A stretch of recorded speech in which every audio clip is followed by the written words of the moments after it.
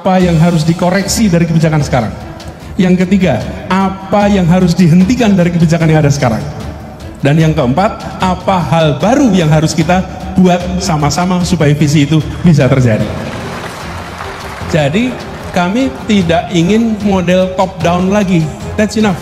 Republik ini dibangun dengan semangat gotong royong, dan kita sudah saatnya meneruskan pembangunan ke depan dengan semangat gotong royong juga. Jangan sendirian. Dan kita akan ketemu begitu sampai yang harus diteruskan. Bapak Ibu lebih tahu unsurnya apa?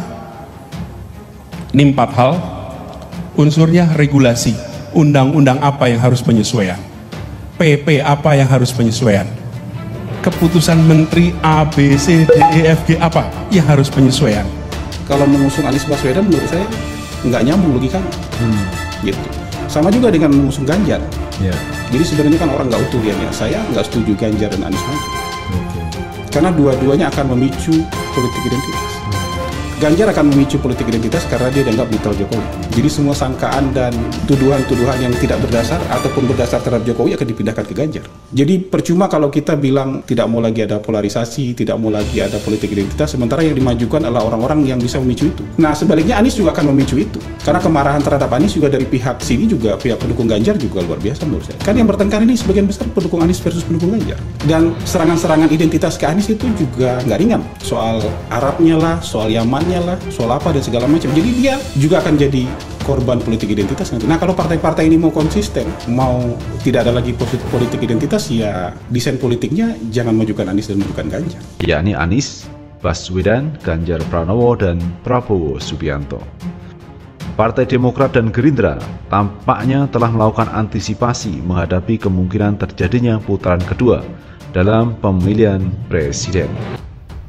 Anies ke relawan, lupakan Pilpres 2019, fokus menangkan perubahan.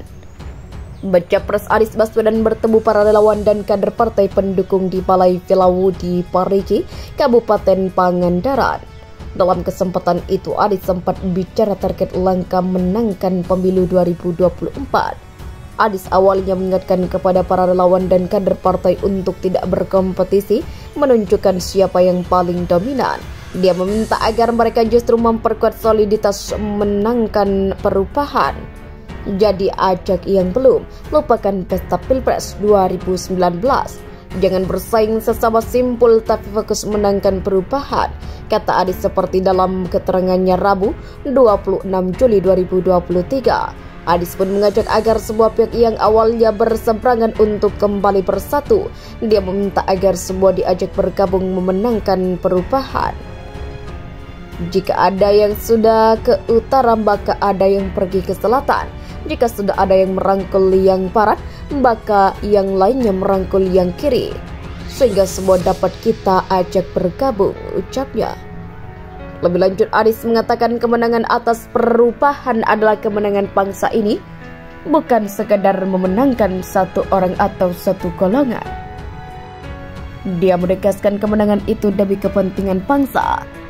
Ini ikhtiar memenangkan perubahan bukan soal satu orang, satu partai, satu golongan, tapi ini ingin memenangkan Indonesia supaya hadir rasa keadilan bagi seluruh rakyat Indonesia, terangnya.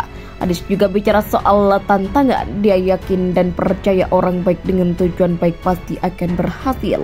Kalau gak ada tantangan, ya bukan perjuangan. Tapi insya Allah bila ini dijalani dengan orang baik, dimulai dengan orang baik, dengan tujuan yang baik, insya Allah Allah Subhanahu wa Ta'ala bukakan pintu-pintu keberhasilan, tandasnya.